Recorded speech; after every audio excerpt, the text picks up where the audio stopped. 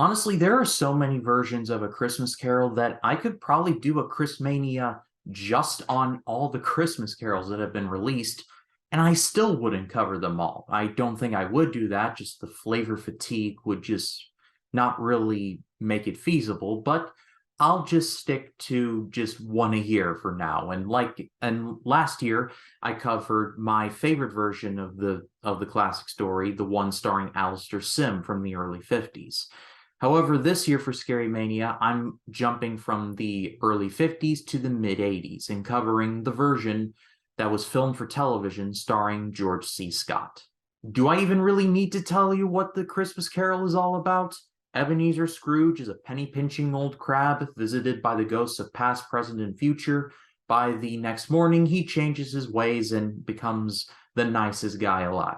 Like I said yesterday in the Frosty review, the movie and the overall story is beautiful because of how simple it is. It's a basic redemption story. Ebenezer Scrooge starts out and is just a hateful-filled human being. But by the end, he sees the error of his ways, and not by saying, I'm happy now, but unpacking all of his emotional baggage until finally saying, I've made peace with it, and I'm going to spend the rest of my life trying to be happy and trying to make others happy. It's a story that never gets old to me. I've heard from many people saying that the George C. Scott version is their favorite version, and now having seen it, while I still think the Sim one is my favorite, I will happily consider the George C. Scott version as 1B, because this special was awesome.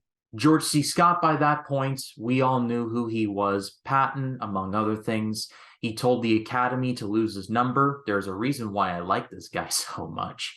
But he really does a great job as Ebenezer Scrooge. And like I said, my favorite Scrooge is absolutely Alistair Sim. But here, he plays a more natural, kind of neutral Alistair Sim. Everything feels very reality-based and not over the top. He even drops a couple of one-liners in there where he tells the ghost of Jacob Marley, There's more of gravy than of grave about you, whatever you are. Humbug, I tell you, humbug! I will give the slight edge to ghosts of Christmas past, present, and future, though, in terms of effectiveness.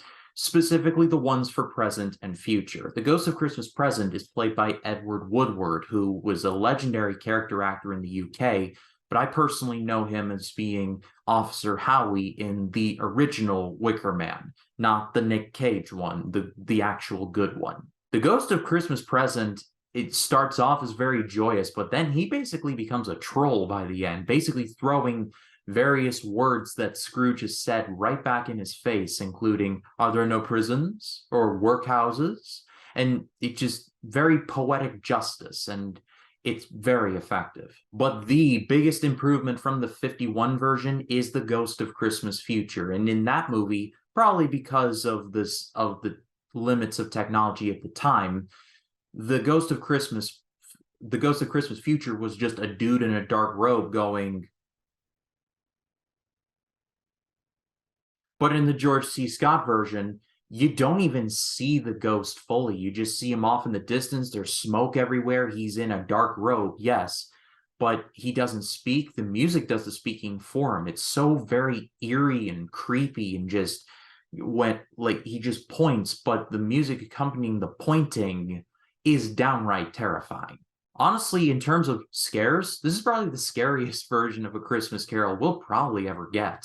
Jacob Marley's ghost looks absolutely terrifying in this. Just the baggage all around his body. It just looks it's very effective, for lack of a better word. That and the children, ignorance and want. I never noticed them before in other versions, but I noticed them here, and I just felt so sorry for them, which I assume was the point. Ultimately, like I said, I think the 51 version is superior, but just barely, because the George C. Scott version, even though it is made for television, there was 1,000 times more effort put forth into it than, honestly, you would think with a special like this. If you have never seen this, I cannot give it a better recommendation. Check this one out.